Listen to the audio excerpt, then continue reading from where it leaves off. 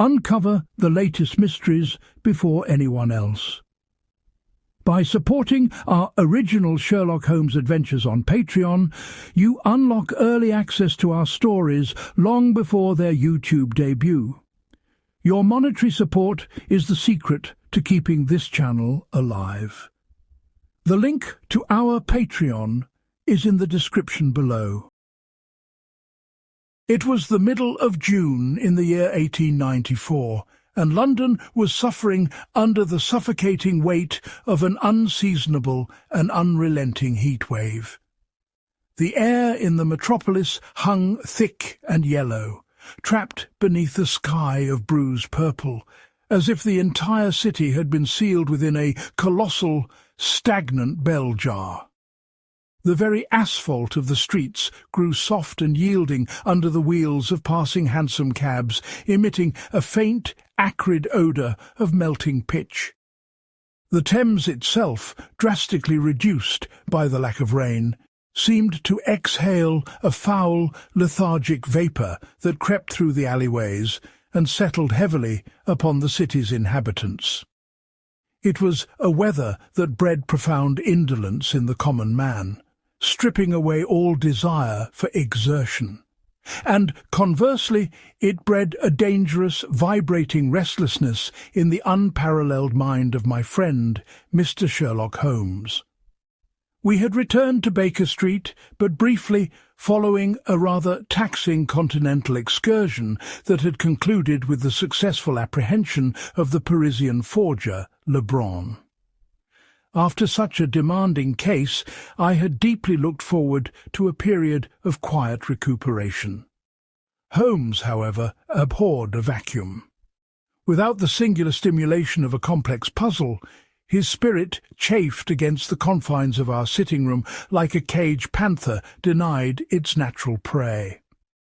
For 3 consecutive days he had engaged in a series of malodorous and highly volatile chemical experiments, filling our chambers with the stinging stench of hydrochloric acid, burnt copper, and the distillation of foul-smelling coal tars. This oppressive atmosphere was punctuated only by the mournful, erratic scraping of his violin at the most ungodly hours of the night, a discordant symphony of his mounting frustration. I sat by the open window, a discarded medical journal resting upon my knee, attempting in vain to catch a phantom breeze that steadfastly refused to materialize. The street below was eerily quiet, the usual cacophony of vendors and carriages subdued by the infernal temperatures.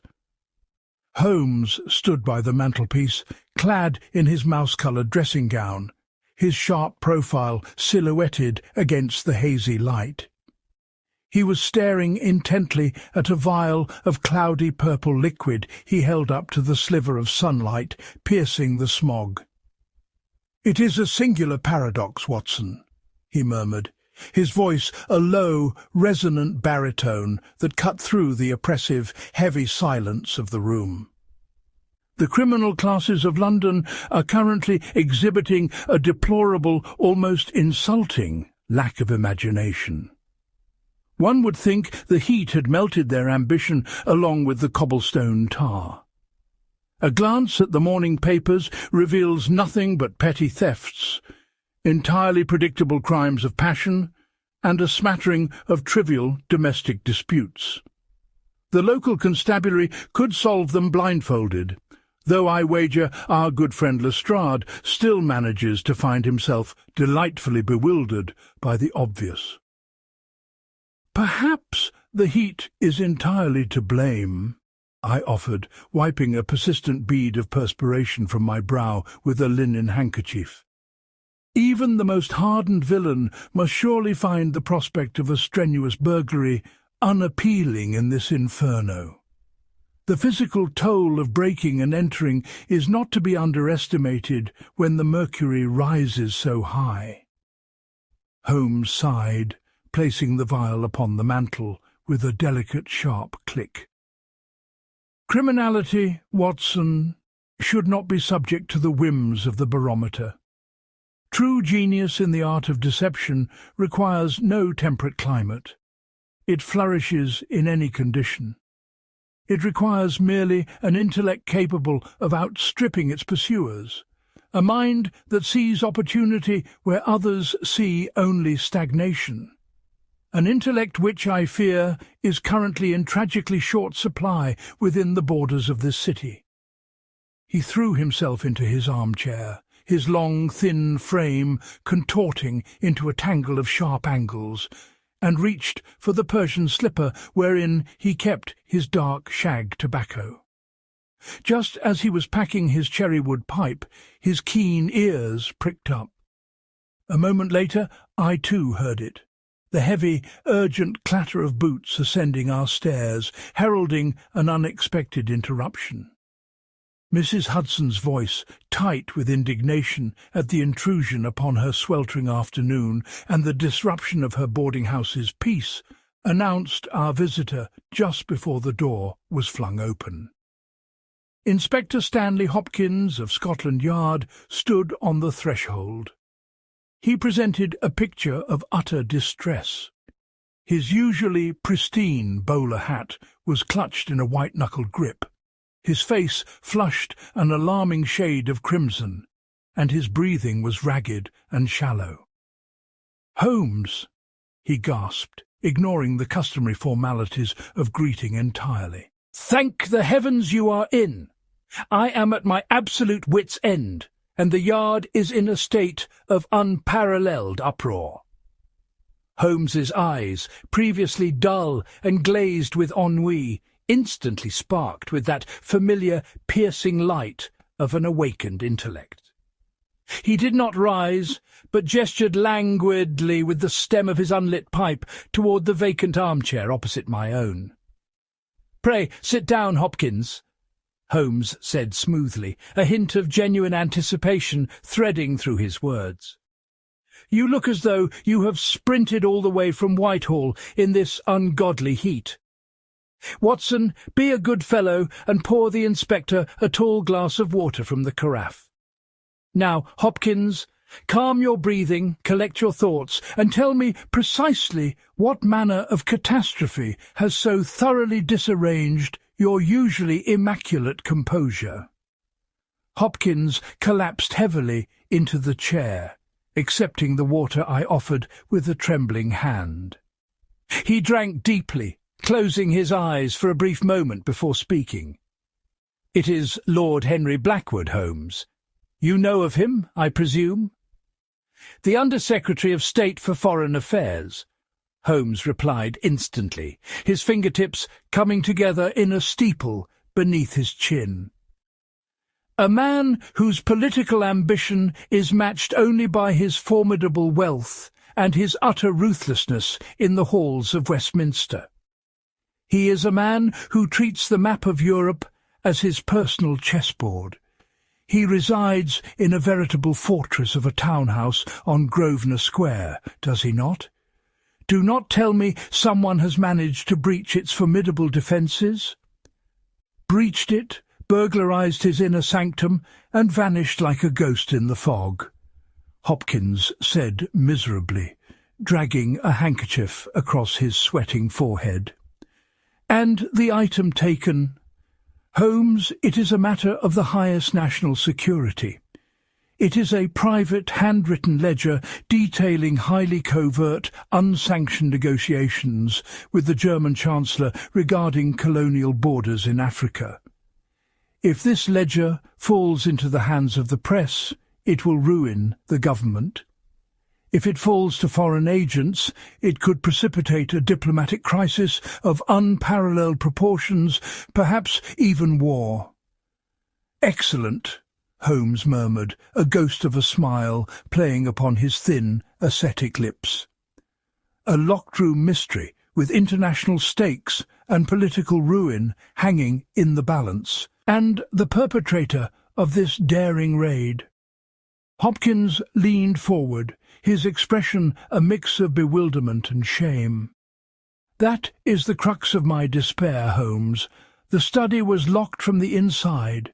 The safe was blown with professional clinical precision, a muffled charge, barely making a sound to disturb the house. Yet the only suspect, the only person seen anywhere near the premises by the night watchman. He hesitated, as if embarrassed by the very words he was about to speak. "Yes, Hopkins? Spit it out, man. Who was seen?" "An old woman, Holmes. An ancient, frail, decrepit old woman, clad entirely in a heavy mourning dress and a thick, obscuring black veil." Holmes's eyebrows rose an infinitesimal fraction, the only outward sign of his surprise. "An elderly widow blowing a reinforced steel Chubb safe? That is a fascinating development in the annals of crime. Pray, continue. Give me every detail." "It happened precisely at 2 o'clock this morning," Hopkins recounted, finding his footing as he relayed the facts. "Lord Blackwood is out of town, attending a political retreat in Sussex. The sprawling house was left in the care of a skeleton staff and a private night watchman, a robust former military man named Jenkins. Jenkins was making his routine rounds of the exterior when he heard the faint, dull thud from within the walls. He immediately ran to the front of the house, only to see the heavy oak front door clicking shut. Descending the front steps, shuffling slowly into the pool of gaslight, was this crone. "Shuffling?" Holmes repeated, his tone sharpening, latching onto the specific verb. "Yes." Jenkins described her gait as terribly laboured. She was hunched over, practically bent double, clutching a dark velvet reticule tightly to her chest. Jenkins called out to her, demanding she halt, but she ignored him entirely. He blew his police whistle and gave chase. "And he caught her, presumably," I interjected, unable to hide my scepticism. "A decorated former military man against a frail old woman? It should have been the work of seconds." Hopkins looked at me, his expression caught between absolute bafflement and profound irritation. "No, Doctor, he did not. Jenkins swears on his honour that he took his eyes off her for no more than 5 seconds. A passing night cart hauling refuse came down the lane and blocked his path. He had to step around the heavy draught horses. When he looked back, the street was entirely empty. She had vanished into thin air. We have scoured Mayfair since dawn. We have checked the local lodging houses, the alleys, the railway stations. An old woman dressed in heavy black bombazine, dragging her feet in a highly distinctive slipshod manner. She simply ceased to exist. Holmes had closed his eyes, his head thrown back against the cushion of his chair. For a long, silent minute, the only sound in the room was the steady ticking of the mantel clock and the distant muffled clatter of a solitary carriage on Baker Street. When he finally opened his eyes, they were cold, clear, and intensely focused. The lethargy of the past week had entirely evaporated. "A slipshod gait," he said softly, testing the syllables on his tongue as if tasting a rare vintage. "Dragging the feet heavily, a heavy veil to obscure the features, a sudden, physically impossible disappearance. The game is afoot, Hopkins. Watson, fetch your revolver from your desk drawer. We are going to Grosvenor Square immediately." The cab ride to Mayfair was a stifling, thoroughly unpleasant affair. The heat inside the closed carriage was oven-like, pressing down upon us like a physical weight, but Holmes seemed entirely unaffected by the temperature.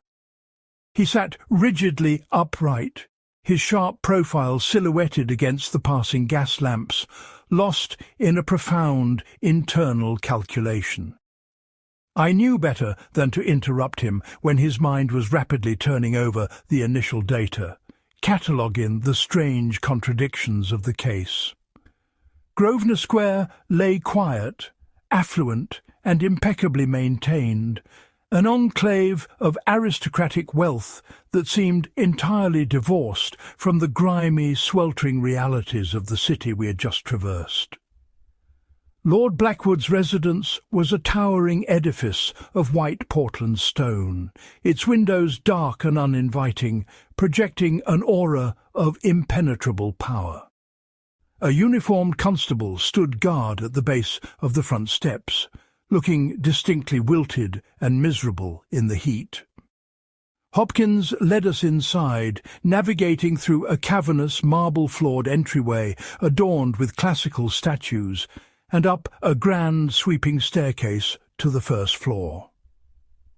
The air inside the vast house was stale, smelling faintly of beeswax polish, expensive Havana cigar smoke, and, as we finally approached the heavy oak doors of the study, the sharp, unmistakable metallic tang of cordite. The study itself was a testament to Victorian masculine opulence and hidden power.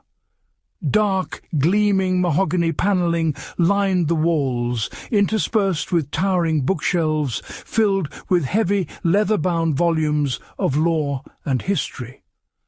A massive oak desk dominated the centre of the room, impeccably organised.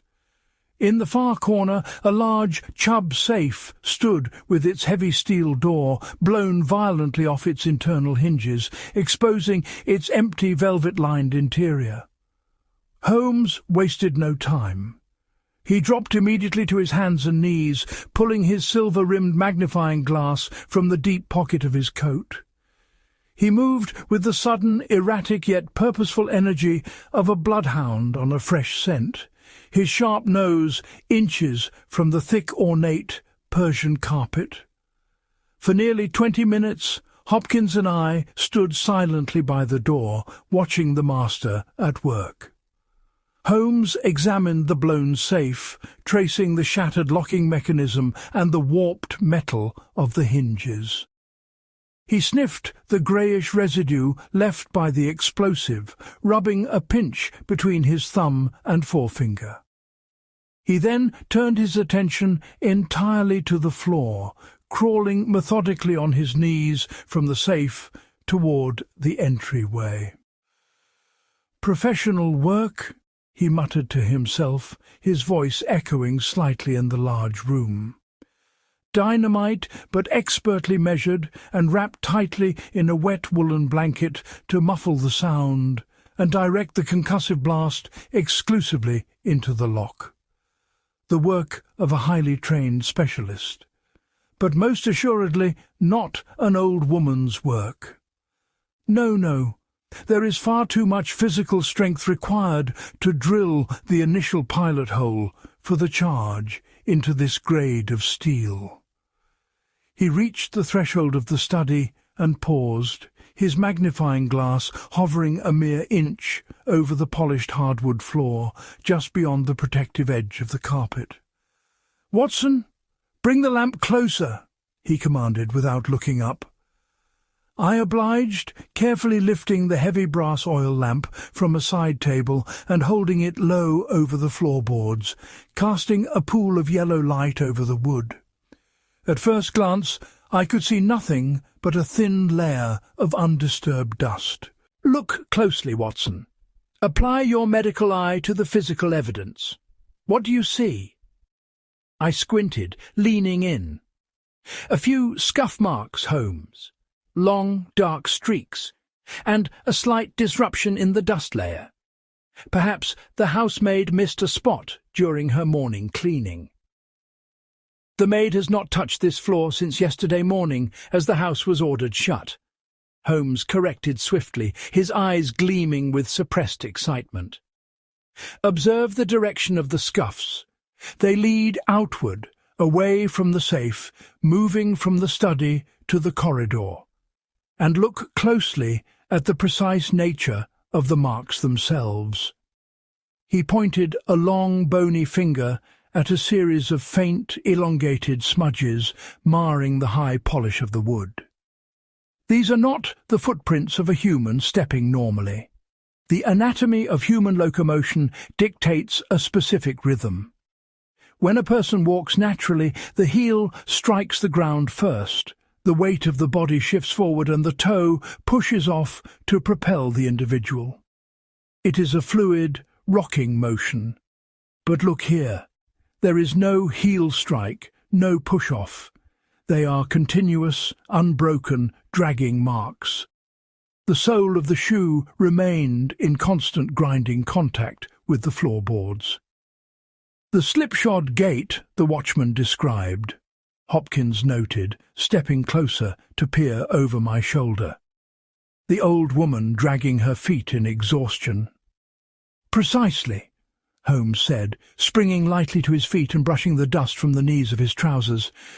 "But consider the necessary muscular exertion of such a walk, Hopkins. To drag one's feet so heavily and so consistently over such a distance requires a significant downward pressure. A genuinely frail, decrepit old woman might shuffle, yes. She might take small, hesitant sliding steps as her strength fails, but she simply would not possess the continuous uniform downward pressure required to gouge scuff marks of this depth into hardened oak floorboards."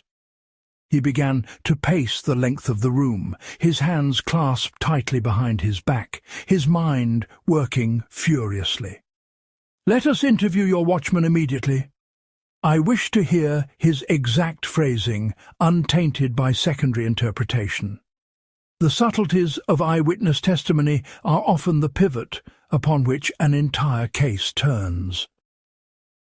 We found Jenkins down in the sprawling cavernous downstairs kitchen, drinking a cup of aggressively strong tea. He was a broad-shouldered man in his late 40s, bearing the upright posture and disciplined bearing of a former soldier, though currently looking rather haggard and deeply ashamed.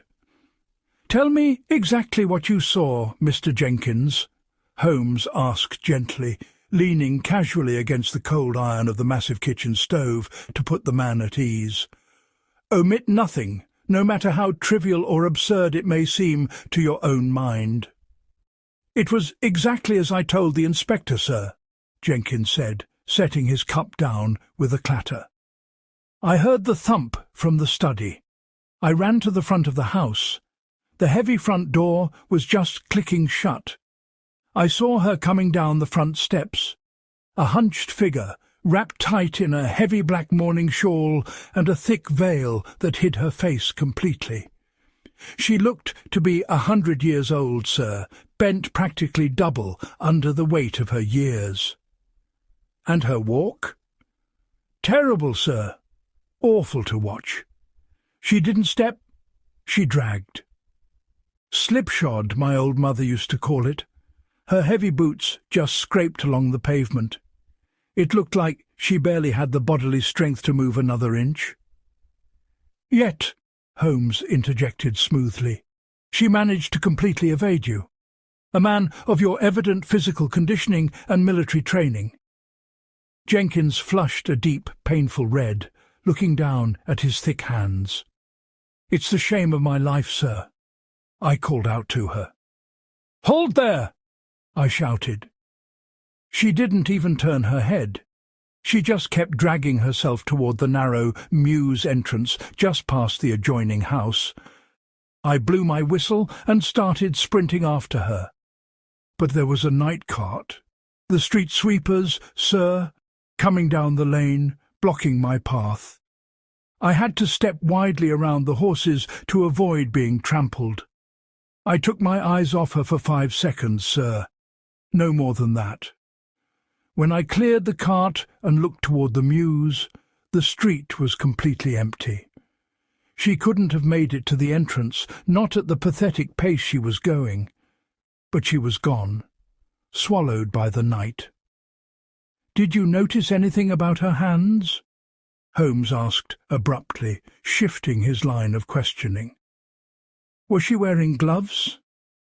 Jenkins frowned, his brow furrowing in thought.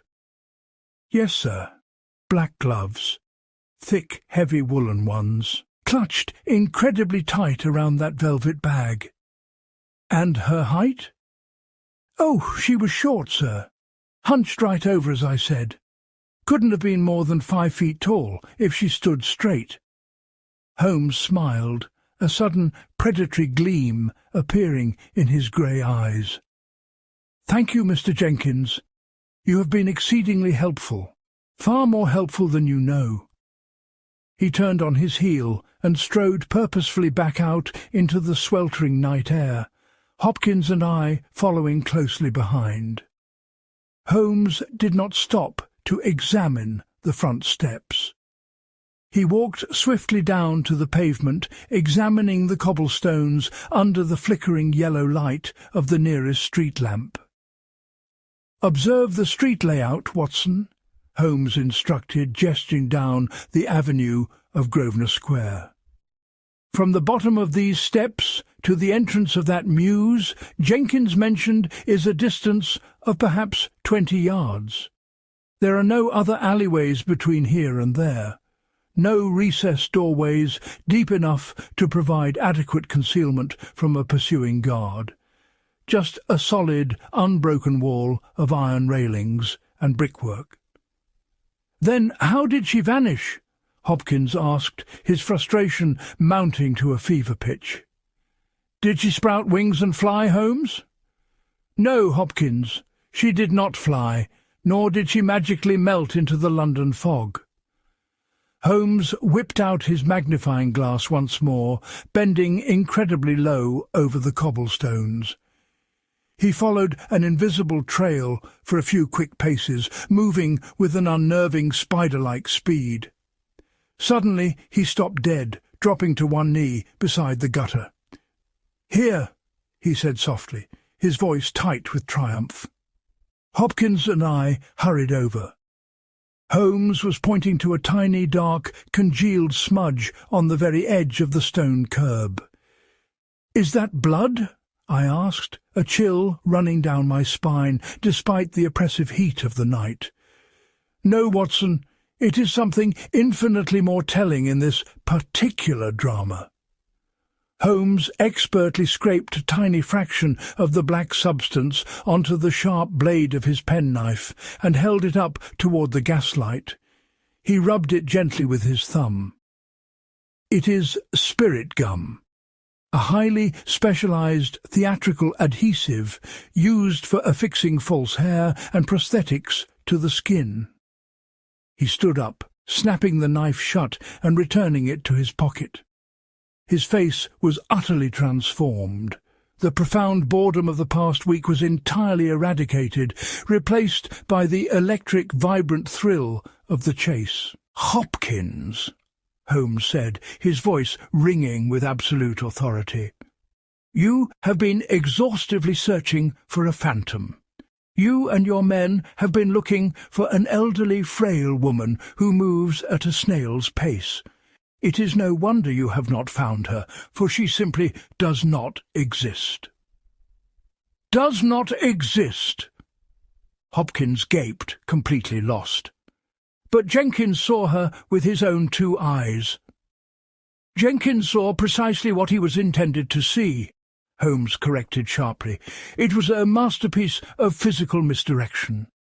Tell me, Watson, as a man of medical science, if an individual wishes to artificially reduce their apparent height by a significant margin, say 6 or 7 inches, how might they achieve this without resorting to the surgical amputation of their own legs?" I thought for a moment, recalling the mechanics of human posture. Well, they could severely hunch their shoulders, certainly. But to lose that much height while in motion, they would have to bend their knees deeply. They would have to maintain a sort of perpetual low squat as they walked. "Exactly," Holmes cried, clapping his hands together. "A deep, sustained bend of the knees. But to walk in such an unnatural posture is incredibly strenuous. It requires immense strength in the thighs and lower back. Furthermore, it completely destroys the natural pendulum swing of the human stride we discussed earlier. You cannot take a normal heel-to-toe step while maintaining a deep squat. Sudden comprehension dawned on me. Good heavens, Holmes! The drag, the continuous scuff marks, the slipshod gait. Precisely, Watson. The dragging of the feet was not a symptom of advanced age, failing health, or frailty. It was an absolute mechanical necessity. The slipshod walk was in fact an athletic, highly capable young man concealing his true height by bending his knees deeply and concealing his disrupted stride by dragging his heavily booted feet. The heavy, voluminous bombazine dress perfectly hid the awkward bent posture of the legs.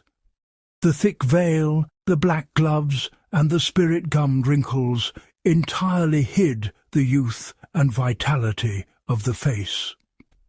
Hopkins looked utterly thunderstruck. A young man committed this burglary? A young, incredibly fit and highly athletic man, Holmes continued, his pace quickening as the final pieces of the puzzle slotted flawlessly into place. He shuffled agonizingly down the steps to firmly establish the character of the crone in Jenkins's mind. But the very moment Jenkins's view was obstructed by the passing night cart, our frail old woman simply stood up straight. The hunched crone vanished in a fraction of a second, replaced instantly by a tall, swift, athletic man. He lightly stripped off the veil and shawl in one fluid motion, sprinting the remaining 20 yards to the mews entrance in a mere 3 seconds, long before Jenkins cleared the cart and looked back. It was an illusion executed with breathtaking precision. "It is brilliant," I murmured, genuinely awestruck by the simplicity and audacity of the deception. "It is purely theatrical," Holmes amended. "The skilled use of spirit gum, the mastery of physical acting, the precise, calculated timing of the illusion to coincide with the cart. We are not looking for a common, rough-handed burglar, Hopkins. We are looking for an actor. A character actor of exceptional physical prowess, daring, and immense theatrical talent." "But London is completely overrun with actors," Hopkins protested, throwing his hands up in despair. "How on earth do we find this specific one among thousands?"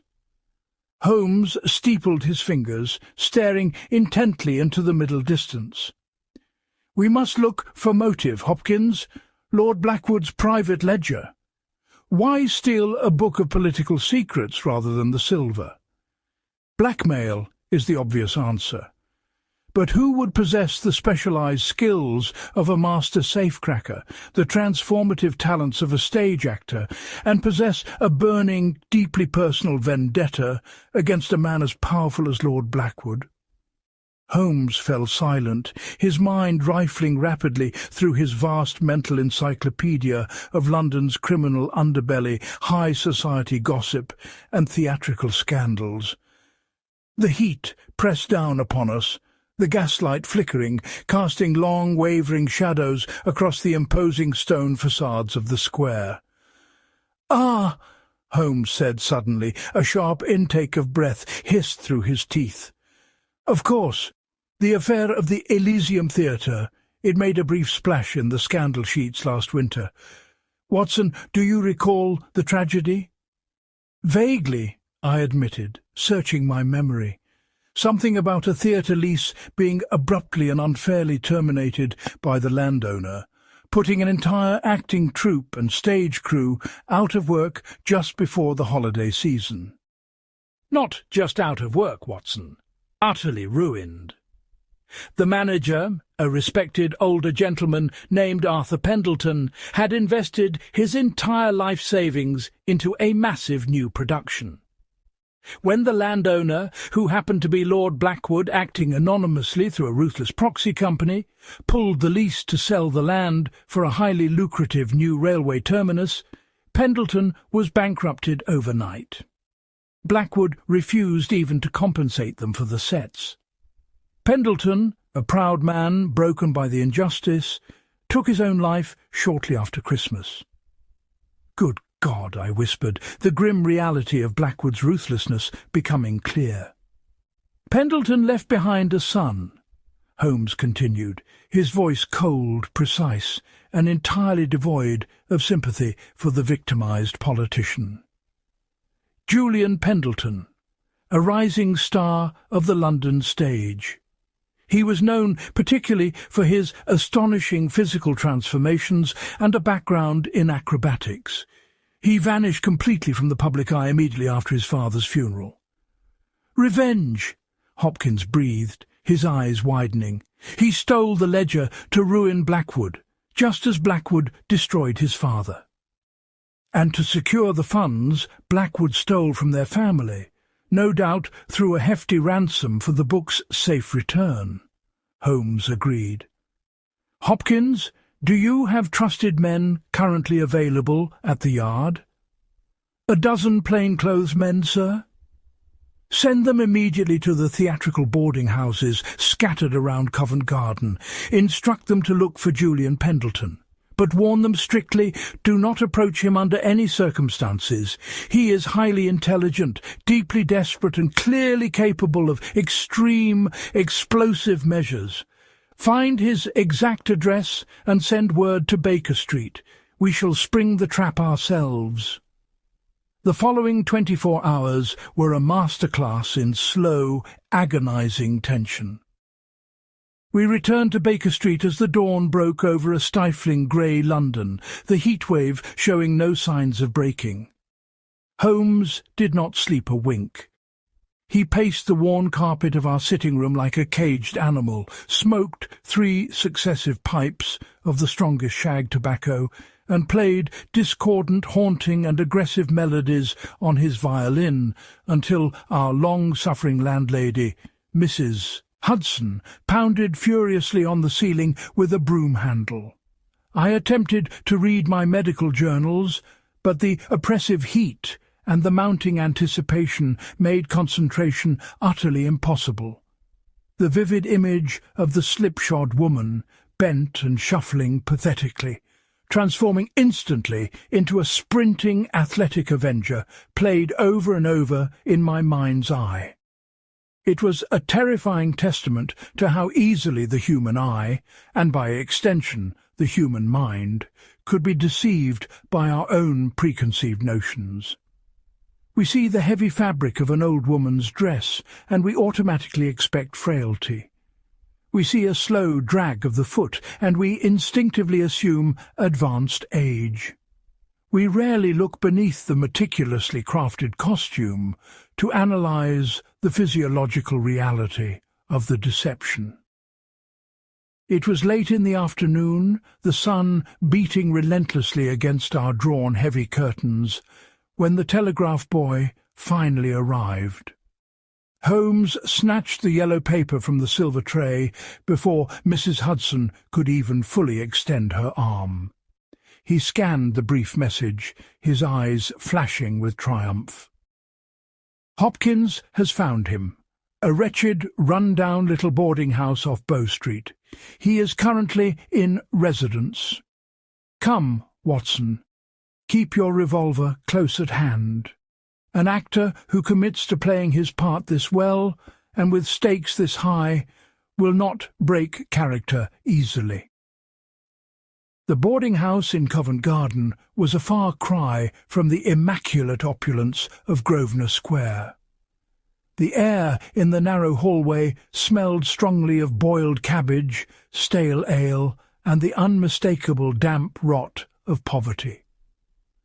We climbed 3 flights of creaking, treacherously narrow stairs behind Inspector Hopkins and 2 burly uniformed constables. Holmes gestured sharply for absolute silence as we approached a battered wooden door at the dark end of the hall. He did not bother to knock. With a sudden violent kick, he shattered the cheap lock, and the door flew inward, crashing against the wall. We burst into the room. It was incredibly small, stiflingly hot beneath the roof tiles and heavily cluttered with the chaotic detritus of a theatrical life. Wigs resting on wooden blocks, open pots of grease paint, bottles of spirit gum, and false whiskers littered a vanity table. In the centre of the cramped room, standing aggressively over a small, roaring iron stove, was a tall, incredibly fit young man. He possessed sharp, aristocratic features and wild, unkempt dark hair. In his hands he held the heavy leather ledger, poised directly over the open licking flames of the stove. "I wouldn't do that, Mr. Pendleton," Holmes said, his voice cutting through the stifling heat of the room like a blade of solid ice. He stood casually, almost negligently, in the doorway, while my revolver remained levelled firmly over his shoulder, pointed directly at the young man's chest. "Burning the primary evidence may eliminate the immediate crime of possession, but it also completely eliminates your only leverage against Lord Blackwood. And I can personally assure you a bullet from Dr. Watson's service revolver will travel significantly faster than those thick parchment pages will catch fire." Julian Pendleton froze. His dark eyes darted frantically from Holmes's calm demeanour to the imposing constables, and finally to the ledger trembling in his hands. He looked utterly exhausted, cornered like a hunted animal, yet a fierce, defiant fire burned brightly in his gaze. "You are Sherlock Holmes," Pendleton said. His voice was surprisingly deep, resonant, and perfectly projected, the unmistakable voice of a trained stage actor. "I am, and you are a true master of physical illusion," Holmes replied, stepping slowly and deliberately into the room, kicking the splintered doorstop aside. The deep, sustained knee bend, the heavy, continuous dragging of the feet to completely mask the natural stride, the thick veil to obscure the face.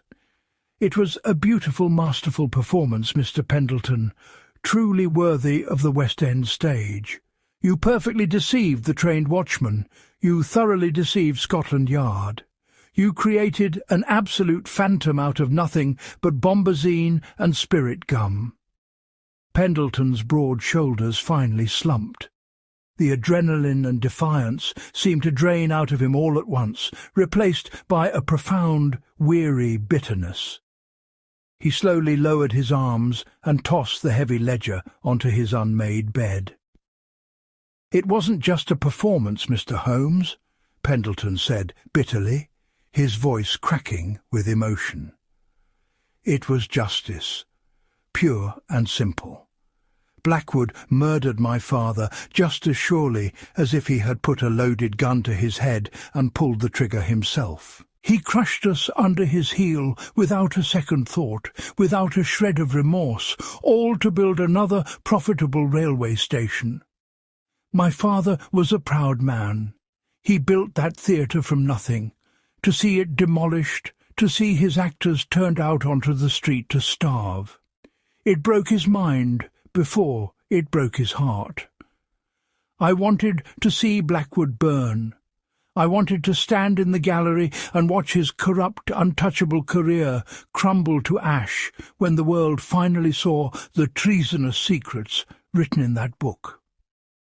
Justice and revenge are very often confused, Mr. Pendleton," Holmes said softly, moving to the bed and securing the ledger beneath his arm.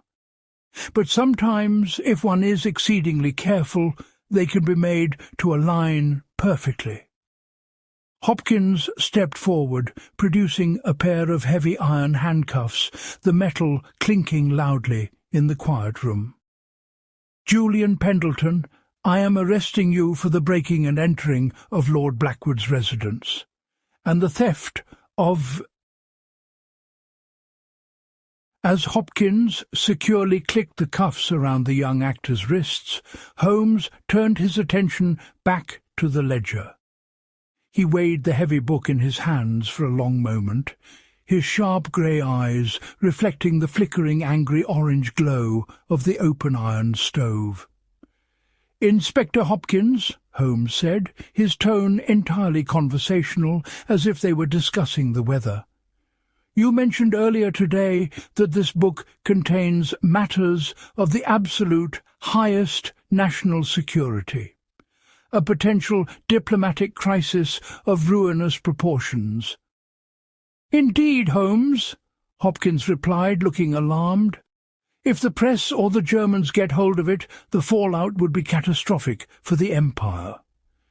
Then it is entirely far too dangerous a text to be allowed to exist," Holmes murmured. With a sudden, swift flick of his wrist, he tossed the heavy leather ledger directly into the roaring flames of the iron stove. "Holmes! Good God, man! What in the devil are you doing?" Hopkins lunged forward in panic, but the intense blasting heat from the stove drove him rapidly back. The thick parchment pages curled, browned, and blackened instantly, the treasonous, corrupt secrets of Lord Henry Blackwood dissolving rapidly into unrecognisable ash. Pendleton stared wide-eyed at the fire, a look of profound, uncomprehending shock slowly melting into a victorious, tearful smile. "I am actively protecting the realm, Inspector," Holmes said calmly, casually dusting soot from his hands. "Lord Blackwood's treasonous, unauthorised negotiations are permanently destroyed, neatly averting your catastrophic diplomatic crisis. The government is safe. However, without his blackmail material and his private leverage, Blackwood's political power is entirely broken. The whisper of this missing ledger will terrify his allies. I dare say he will find himself suddenly lacking support, and will be forced to resign his post in disgrace by the end of the week." He turned his piercing, unreadable gaze upon the handcuffed Pendleton. "You will go to prison for the crime of burglary, Mr. Pendleton. The law is rigid, and it inevitably demands its due. But your father's destroyer has fallen into ruin alongside you. The scales have been balanced. A fair equation, wouldn't you agree?" Pendleton bowed his head, a heavy, shuddering sigh of profound relief escaping his lips. "The critic is always right in the end, Mr. Holmes." As the burly constables led the young actor away, his footsteps heavy on the narrow wooden stairs, Holmes and I stood alone in the doorway. The oppressive, stale heat of the tiny room washed over us in waves. "A masterful, albeit highly unorthodox stroke, Holmes," I remarked quietly, staring at the cooling ashes in the stove. "You have protected the government from scandal, ruined an untouchable scoundrel, and given a grieving son his rightful vengeance, all in a single fiery gesture." Holmes smiled, a rare, genuine spark of warmth softening his sharp features as he turned toward the stairs. "The scales of justice are notoriously slow and imprecise, Watson. Occasionally they require a firm hand to manually adjust the balance. Come, let us return to the sanctuary of Baker Street. The heat is finally beginning to break, and I believe I left a particularly fascinating, highly volatile experiment involving the coagulation of blood half-finished on my desk. The phantom of the slipshod woman has been laid to rest, and reality, with all its grim, awaiting puzzles, demands our immediate attention."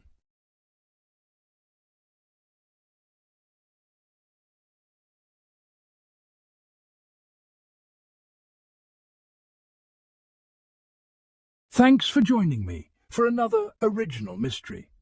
Do not forget to check out our Patreon down below to support the channel.